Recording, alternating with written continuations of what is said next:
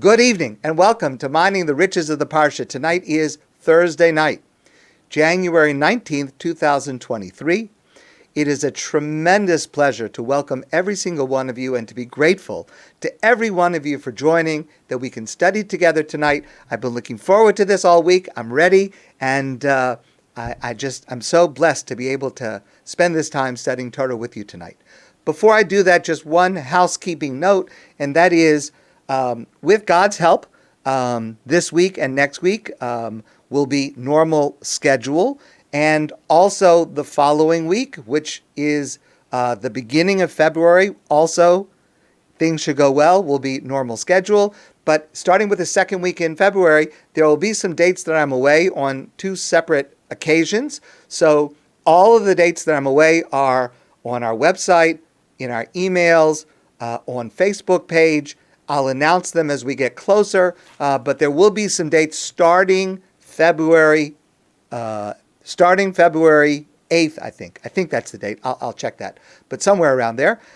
So I'll give you those dates. You'll have them, and we'll be on and off a little bit. But I will certainly appreciate and look forward to the times we could be together. But tonight we're together. Fantastic. And our Torah portion this week, the Parsha of VaEira, begins with a very important message that God wants to convey to the Jewish people. And he tells Moshe to tell the Jewish people this message. And it's extremely important for God to tell Moshe to say to the Jewish people, "V'lakachti eschem li la'am." I am going to take you to me as my people. "V'hayisi lachem le'elokim," and I will be your God. Vidatem, and you will know, ki ani Hashem Elokechem, that I am the Lord your God, hamotzi eschem mitachas sivlos Mitzrayim. I am the one you will know for all time. I am the one who took you out of the suffering and persecution in Egypt. Ve'vesi eschem ala aretz asher nasasi es yadi laseisosa, and I will be the one who will bring you to the land that I promised, and I made this promise LaAvraham, LiYitzchak, to Yaakov, to our three patriarchs. V'nasati osa lachem marasha, and I will give it to you as an inheritance. Ani Hashem, I'm God. Wow, that's quite a message. Lofty, beautiful words. Redemption, establishment of the people, coming into the land of Israel. It's amazing. It's fantastic. What amazing, beautiful, inspiring words that God is sharing with the Jewish people. What's the reaction? V'lo sham'u el Moshe. But the people did not listen to Moshe. Mikotze ruach, from their difficult spirit, their troubled spirits, u'me'avodah kasha, and from the back-breaking, difficult labor, the work that they had to do. How can it be that such an important message, such a meaningful message, such a historic, life-altering message, they didn't hear it? So, Rabbi Yehuda Amital explains that it's not meant to be understood literally. I mean, their ears were working. Moshe's talking, they're listening, their ears are working. But they were so overwhelmed with their physical persecution and their spiritual and emotional difficulty, angst. They were unable to absorb it. They were unable to internalize the message. They heard it superficially, but it was like it was deaf ears. They just couldn't take it. They couldn't absorb it. They couldn't appreciate it.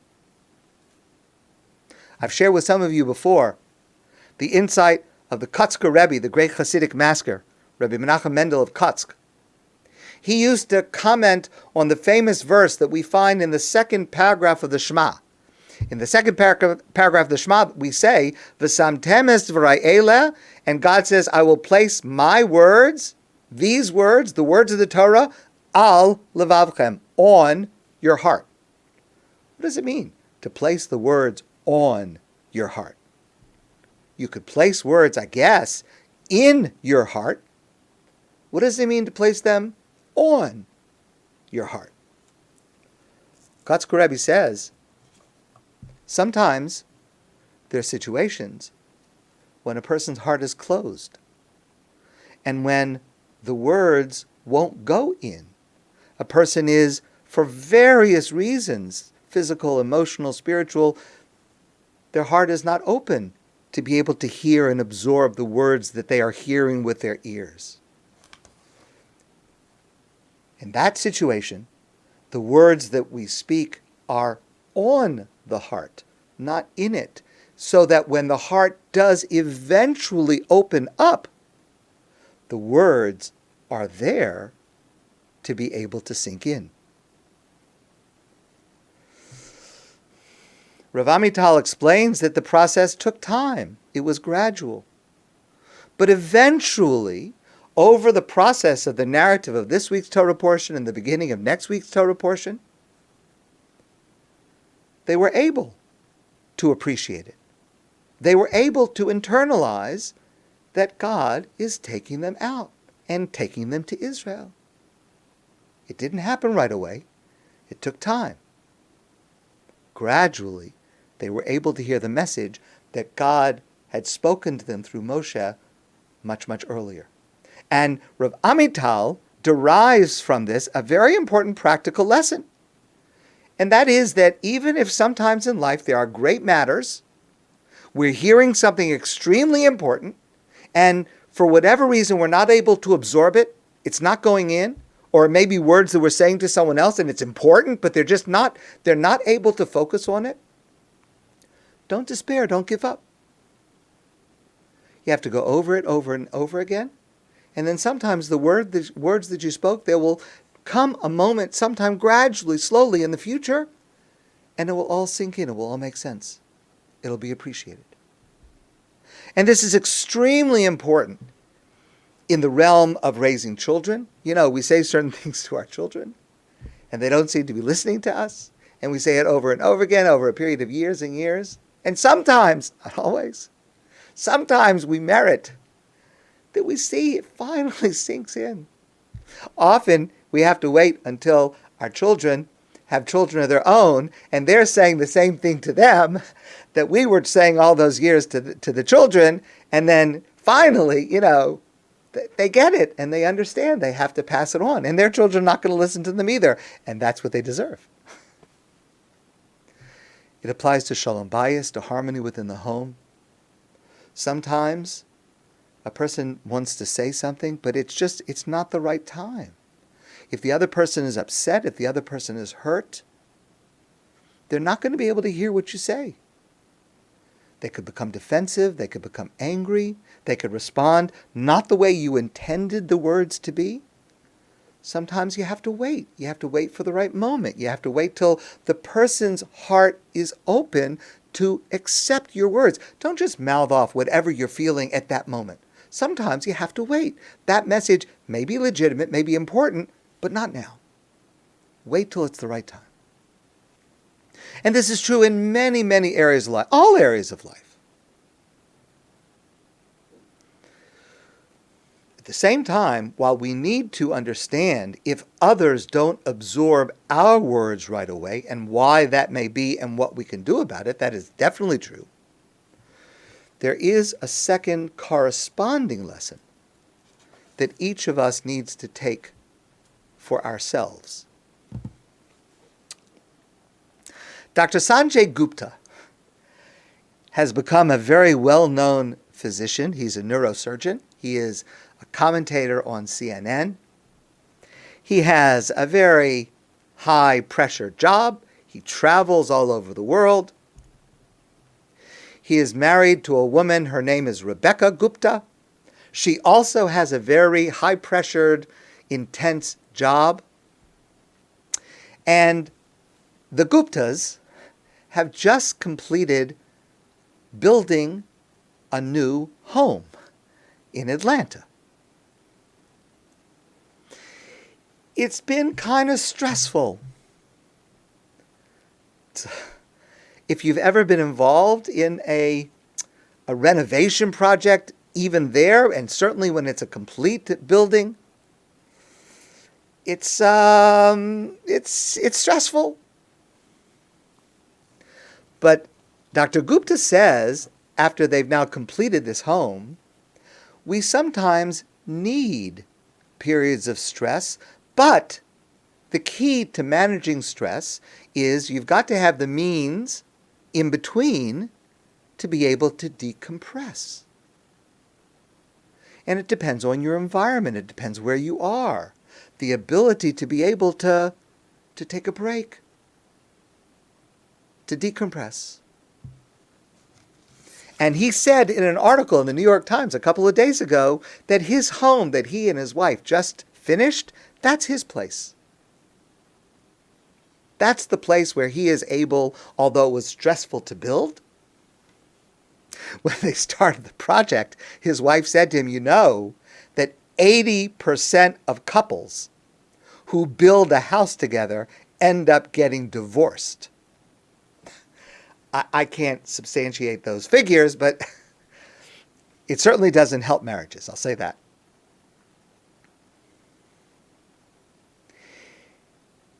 It was really a situation, Dr. Gupta said, where Rebecca did what she thought was best, because he was often traveling. So Rebecca made most of the decisions. And he said, the few times I was asked for my opinion, basically the opposite thing was done. Okay, so it was stressful. But never mind, because they're happy with the results. They're able to derive pleasure from this home. This is a respite from their hectic lives.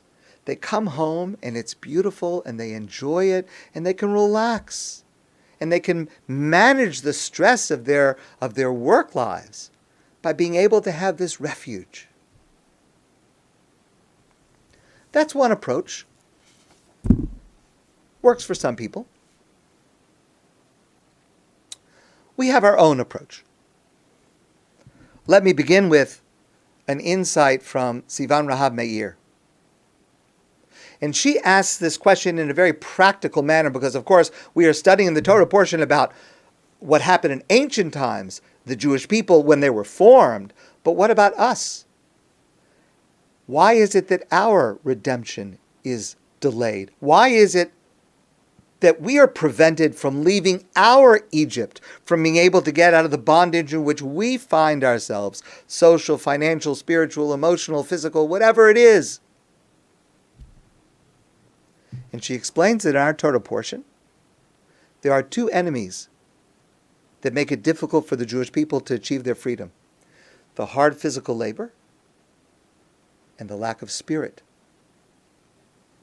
They had neither the time nor the space to dream. The urgent takes the place of the important. And listen to this additional piece. Chaya Batya Negroshel is the head of school at Yeshiva University High School for Girls, and she adds the following: the ability to hear, imagine, and believe in a future that is so radically different from and beyond the experiences of the present requires us to pause, to reflect, to listen. It is crucial to cultivate our inner lives, our life that is not driven by the demands of daily productivity. Especially today, this is for every single one of us. We must make use of the luxury of having time to pray, to study, to laugh, to rest, especially on Shabbos. Not because it's fun, or frivolous, or indulgent, but rather because these experiences enlarge our spirits and open up our ability to grow both in the service of God and to each other. But I have an even simpler suggestion for you. And this is a suggestion that is cheap, it's accessible, and it is definitely worthwhile. Dr. Miri Avneri is a psychologist in Israel. And she asked the following question about this week's Torah portion. the verses we quoted at the very beginning. God tells Moshe, tell the Jewish people, okay, we're ready to go. I'm now going to fulfill the promises that I made to Abraham, Yitzchak, and Yaakov. Let's go. V'lo sham'u el Moshe, but they did not listen. How is it possible that they did not have enthusiasm for wanting to go free? What slave doesn't want to go free? You say to a slave, you're going free. How could you not listen to that? How could you not pay attention to that? Listen to this answer. This answer is remarkable. This answer is stated openly in Rashi, the most classic commentator there is. And I want to confess to you, I have learned the passage of Rashi that I'm going to quote to you in a moment. I have learned this passage many times over the course of my life. And I'll confess, not once did I focus on how simple and clear and meaningful this suggestion is. Listen to Rashi, writing almost 1,000 years ago. Rashi says, V'lo shamu Moshe, the pasuk says, the verse says, they did not hear Moshe mikotzer ruach. What does kotzer ruach mean? Literally? Literally. Kotzer ruach means difficulty breathing. That's it. Difficulty breathing. Dr. Avneri says, from my years of counseling experience, I have found a lot of people think that to solve their problems, they need to address the mind, their thoughts, their emotions. But she says, from my years of professional experience, I have found that breathing properly is the foundation for all growth and development. Everything starts with breathing. Rashi explains they did not listen to Moshe, they could not hear Moshe because they were not breathing properly. Kotzer ruach. Says Rashi, listen to these words. Kol mishu meitzer rucho. What does it mean? Mikotzer ruach. Difficulty breathing. What does that mean? Unashimaso kutsara. A person whose breaths are shallow. And a person is not able to take deep, elongated breaths.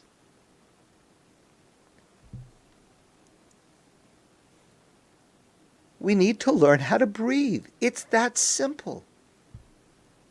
And to breathe means to breathe deeply and slowly. You take a breath in, and then you let it out very slowly. And remember, Dr. Avneri says, the best time to breathe deeply and slowly is precisely when we feel we have no time for it. Wow. And that's from Rashi. Literally, directly, word for word from Rashi.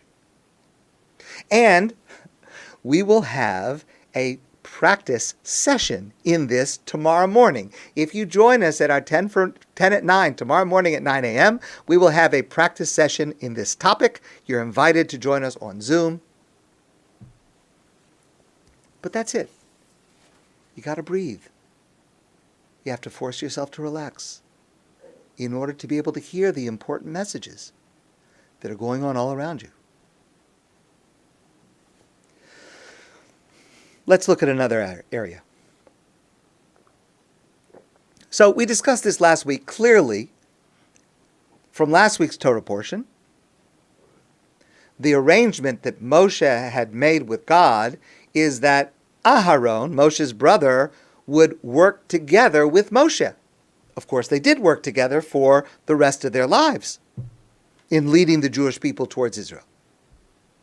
But specifically, because of Moshe's reluctance, what God had said to him is that Aharon, your brother, will be with you, and he will assist in those things that you don't feel you're capable to do. You said, Moshe, that you're not so good with the speaking parts. So here's what we'll do. Aharon will be there. Aharon will do the speaking parts. Whenever there's speaking to be done, Aharon will do it. The other stuff you'll do. Fine. Very nice arrangement. But the way it actually worked out in our Torah portion is different than that arrangement.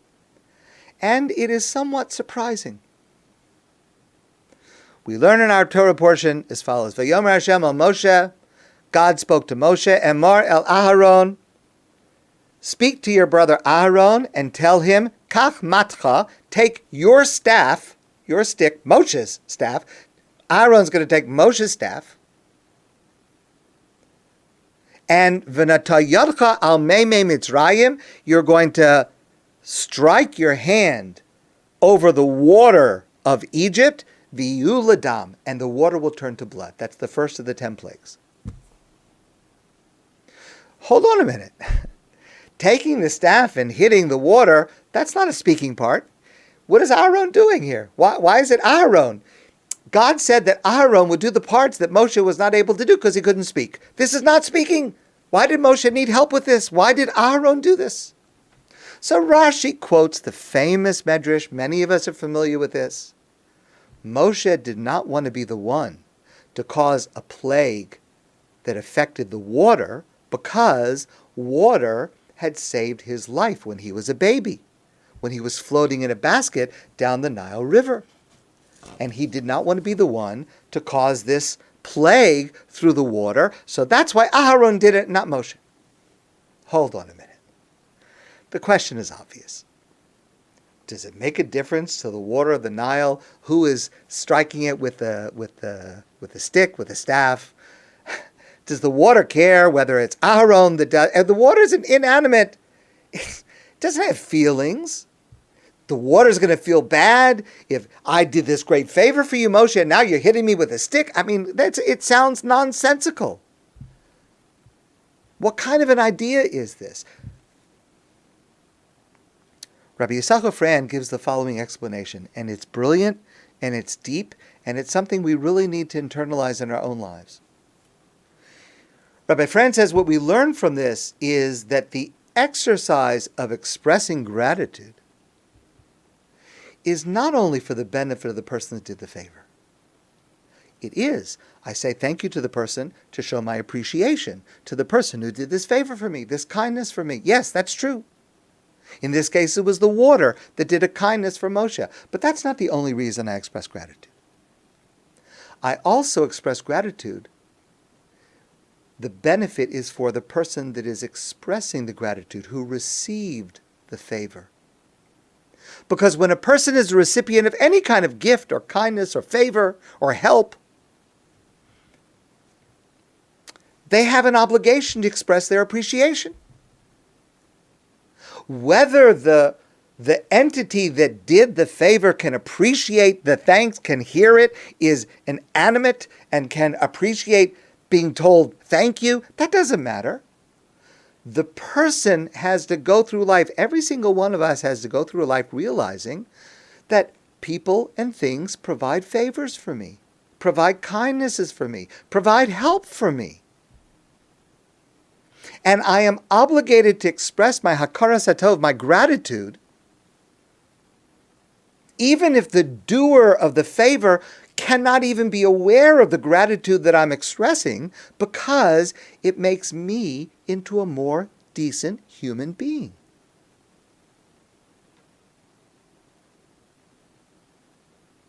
I've shared this with you before a number of times.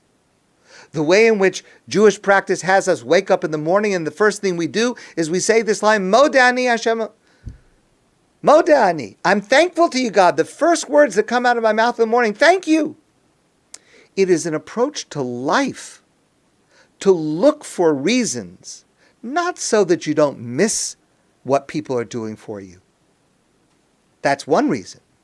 But it's also so you benefit from this outlook on life.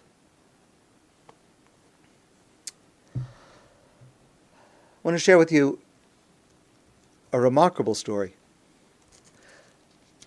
And it concerns Rabbi Yisroel Zev Gustman. I have shared with some of you a couple of stories about this great scholar and teacher. Near the end of his life, he was opened a yeshiva. He was the head of a yeshiva in Yerushalayim, in Jerusalem, in the Rahav, a neighborhood of Yerushalayim. He was an outstanding Torah scholar. Before World War II, when he was in his 20s, Rav Gustman was appointed to the Bet Din of Rabbi Chaim Ozer Gruzinski. Now, that is an absolutely stunning and remarkable thing, because that was in Vilna, in Lithuania. Vilna had not only the largest Jewish community, but the largest scholarly Jewish community, the largest community of rabbis of great renown. Vilna was the center. Rav Chaim Ozer was the greatest, most respected authority in Jewish law in the world at that time. Rav Chaim Ozer, the great, respected Rav Chaim Ozer, chose this 20-year-old, 20-something-year-old, maybe he was 25, let's say he was 25, 25-year-old to be a member of his court, deciding questions of Jewish law?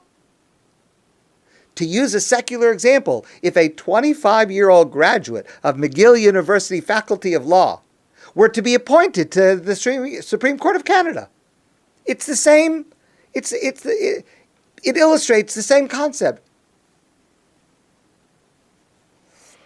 Amazing.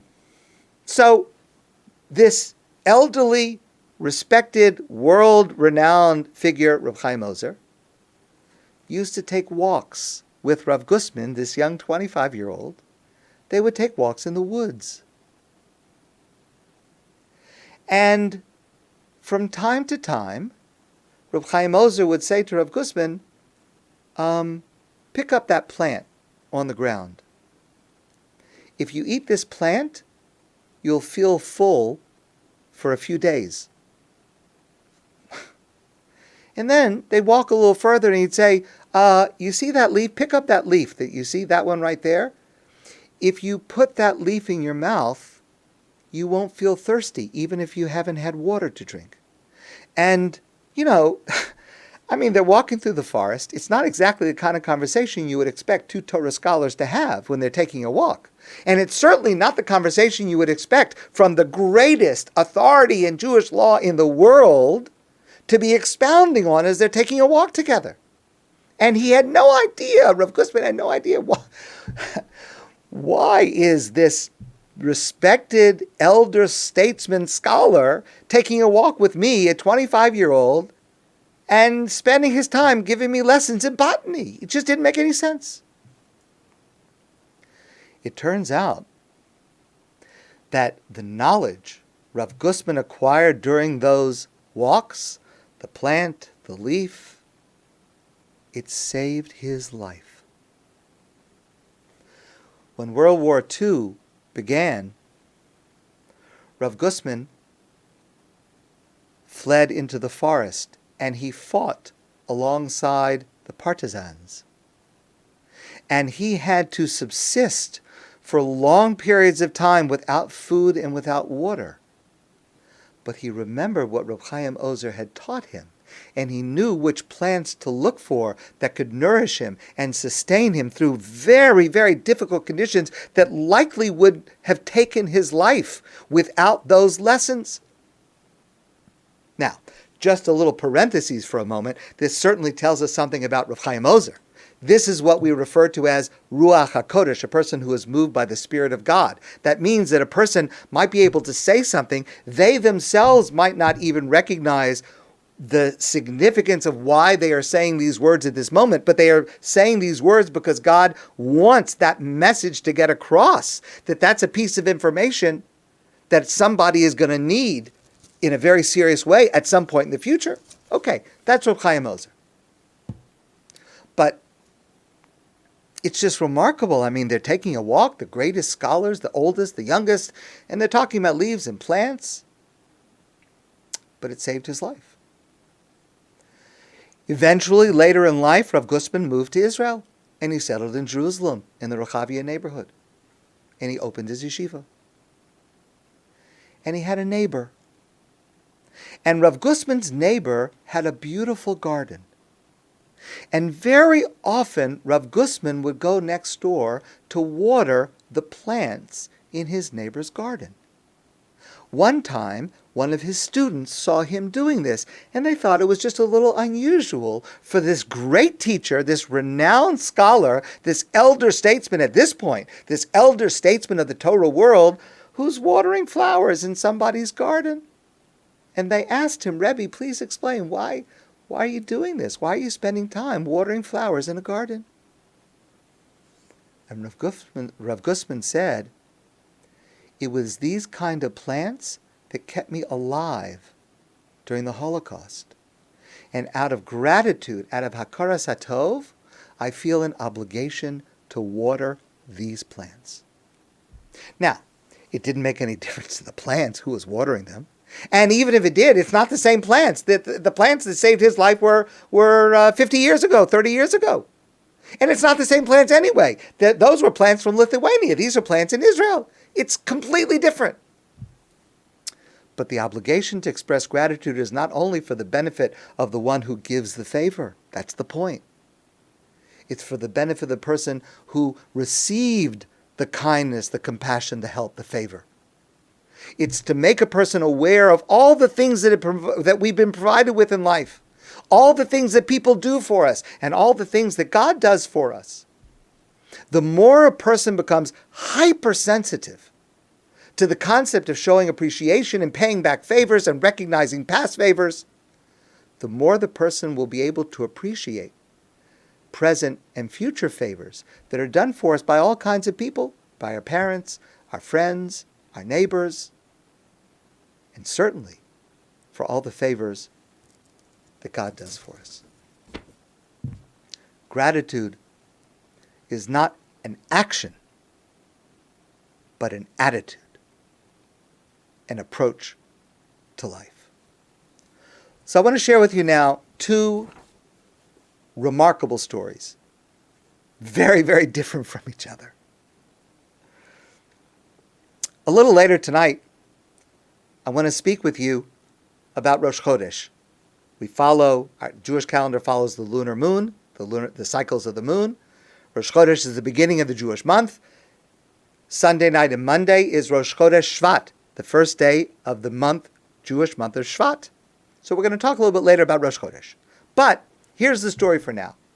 A number of years ago in Jerusalem, there was a well-known rabbi. And on Rosh Chodesh, he would come to the Shari Tzedek Hospital, famous hospital in the midst of Jerusalem. And he would come into the lobby, and he would stand in the lobby for 3 to 4 hours. Just stand. He wasn't visiting anyone. He didn't have an appointment. He didn't go anywhere in the hospital. He just stood in the lobby. 3 to 4 hours. And this happened every Rosh Chodesh, once a month, every month. Now, people would pass him, and they see a man standing there not moving, so they would ask him, do you need help? You need directions? Can I do something? He would say, no, I'm fine. It's okay. I'm fine. I don't need any help. Finally, the staff, they're seeing this happen on a regular schedule, and they're wondering what in the world is he doing standing in the lobby 3 to 4 hours once a month. So finally somebody goes over to him and says, please just explain. We're mystified.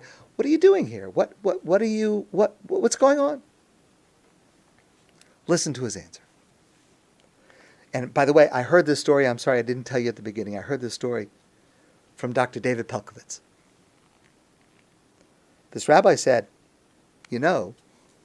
each of us needs to be the kind of person who is constantly looking for reasons to be grateful and expressing that gratitude.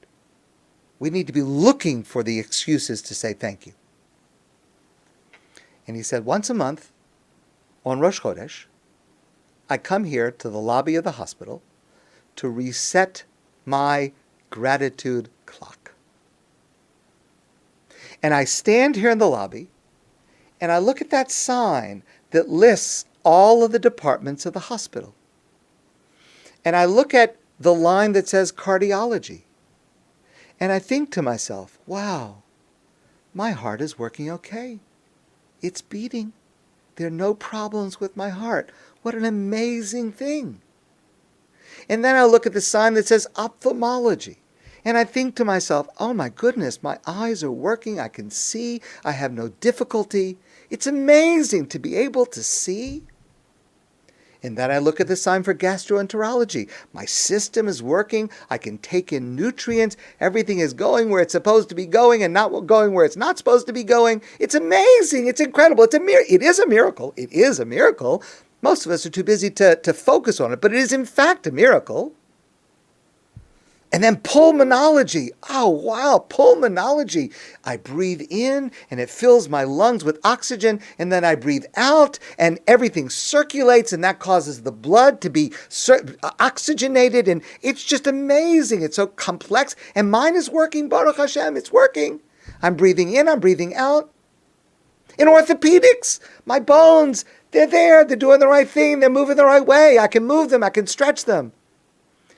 And he goes through every single department in the hospital. And he spends time just standing there to feel the gratitude for everything in his physical body that is working. Amazing. And he says, I focus on that gratification. I focus on feeling grateful for all the things that are going right. And I feel recharged for the next month. It doesn't matter if the water doesn't know of Moshe's gratitude. Moshe was a different person, a better person, because of that. So I want to share a second story from a secular source. There's a relatively new weekly show on TV. Maybe you've seen it.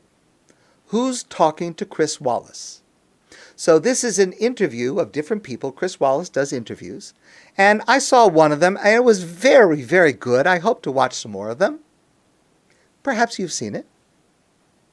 A few weeks ago, Chris Wallace interviewed Henry Winkler. Henry Winkler started his career playing the character of the Fonz on Happy Days. That was 50 years ago. The Fonz is now 72 years old. Okay. Now, I would be embarrassed to admit to you how much TV I watched as a child. Some things are better left unsaid. But let's just say, I watched the Fonz on Happy Days, and it was a great show. And he's now 72 years old. And it turns out Henry Winkler, I don't know what you know about him, and all I know about him is from this interview. He's an incredible person. Let me tell you a little bit about Henry Winkler. So, Chris Wallace asked the following question. Okay, so, Henry Winkler, here's the question. How is it that you, a Jewish upper middle class kid from Manhattan, he was raised on the Upper West Side of Manhattan, by your own admission, he says to Winkler, riddled with insecurity, how is it that you get the role of the leather jacket wearing, tough, street smart, Italian, coolest guy in the world? How is it possible that a guy like you gets that kind of a role? And they show a clip from one of those scenes, and if you wasted all your childhood watching watching the show, the Fonz was just, the epitome of cool. So how does it happen that Henry Winkler from Manhattan becomes Arthur Fonzarelli the Fonz?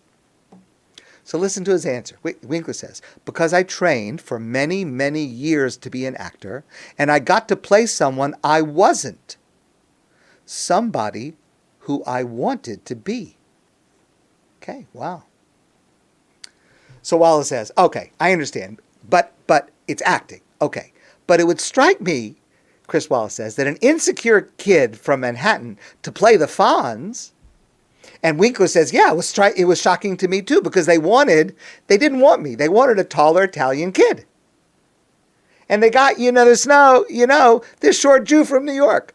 But all I did, Chris, was change my voice. And he goes into a little bit of imitation of the voice that he used as the Fonz. I'm not going to try to do that. I introduced myself at the audition. I introduced myself as Henry, and then I just started to do it. Something overtook me like it was a dipik that was in my body. And I changed my voice, and it unleashed me. And I was very lucky. And now I'm here talking to you. So Wallace says, and you plan to do that?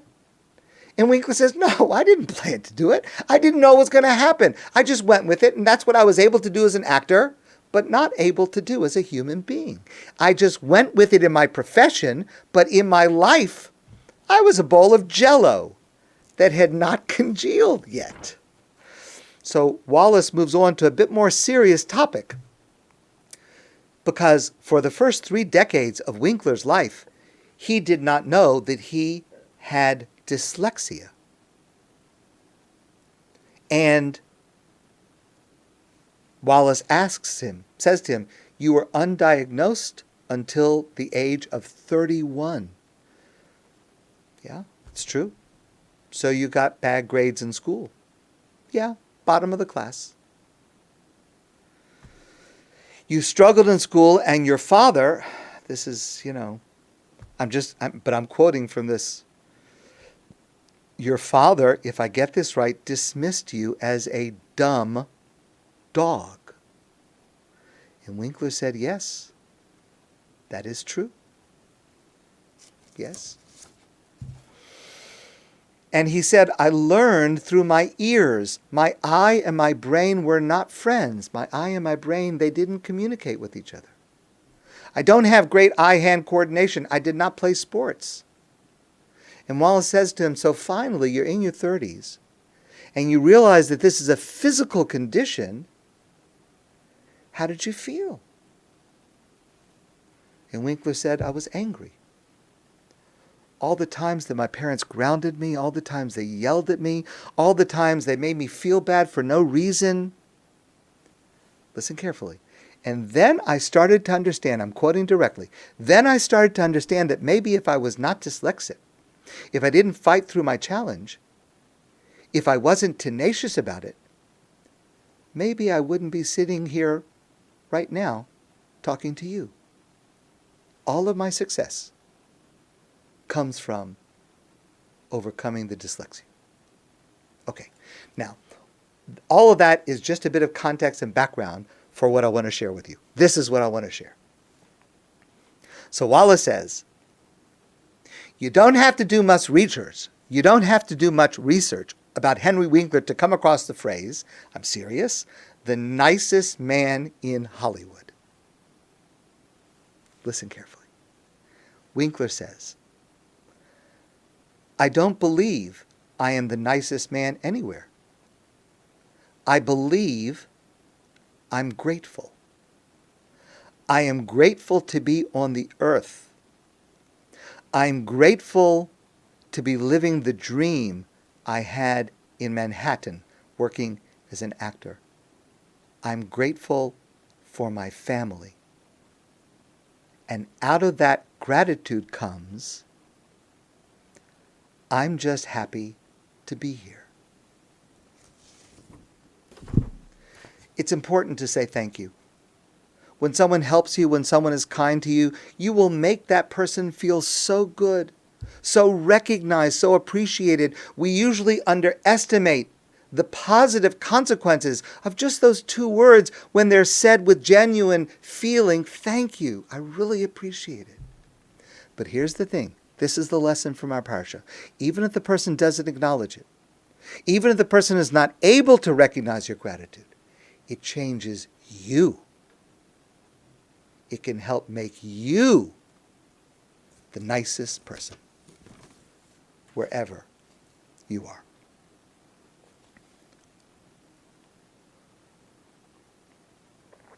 So here's a comment on the Jewish world today.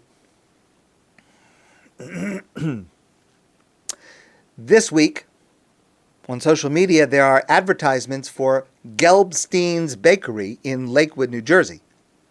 They are selling frog cupcakes this week.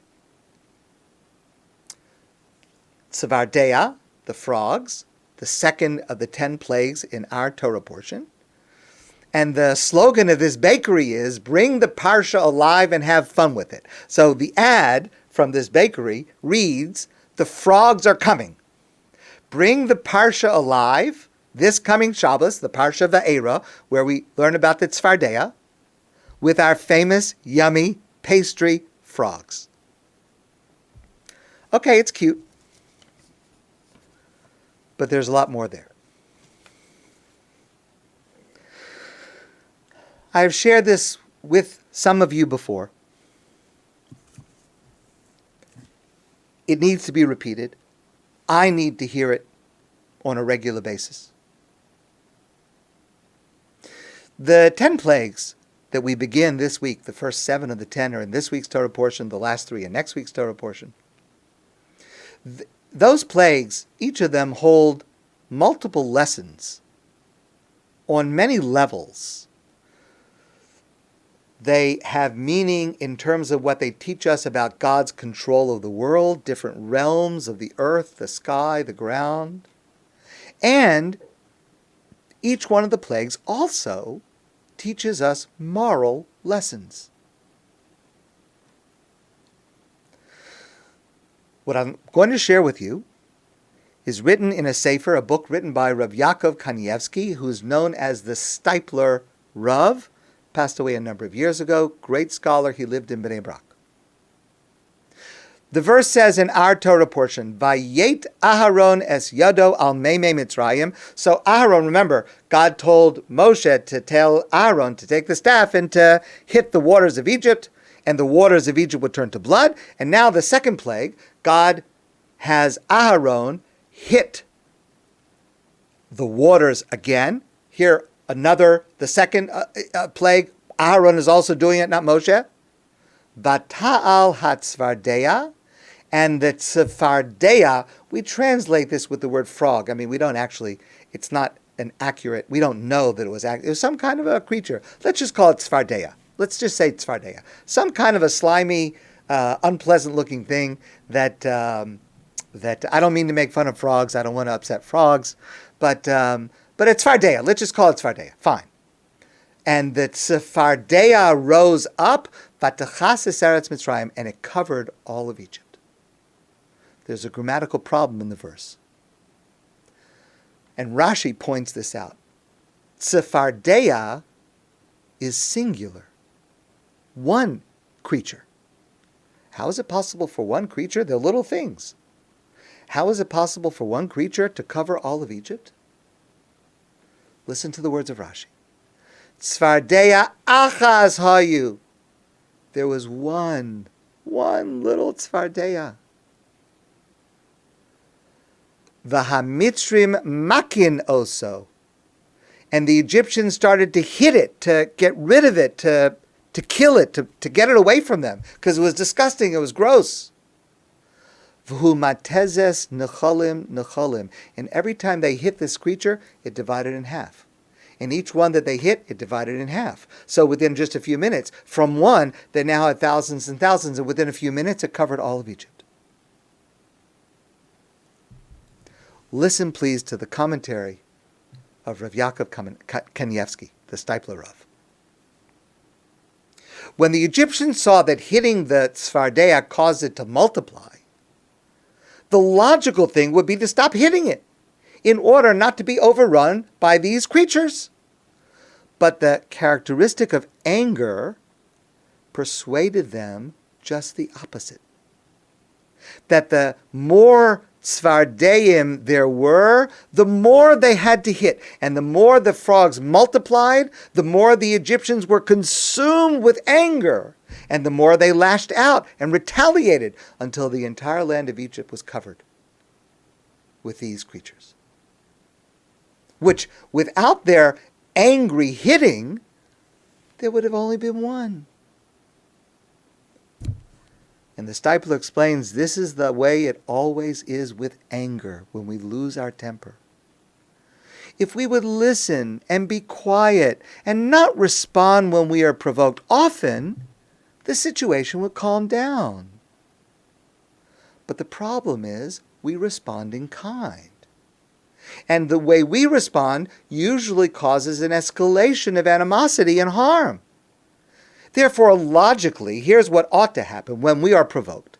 We should wait before responding and respond calmly.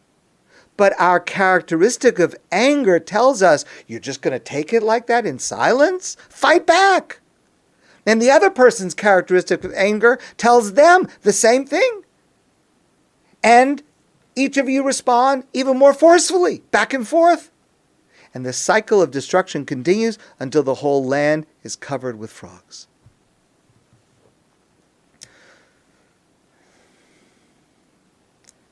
It takes great strength of character not to give in to our own anger, not to escalate the fight, but to pause, to breathe deeply, to take a time out, to let things calm before responding. It takes a lot of self-control. It takes a lot of character.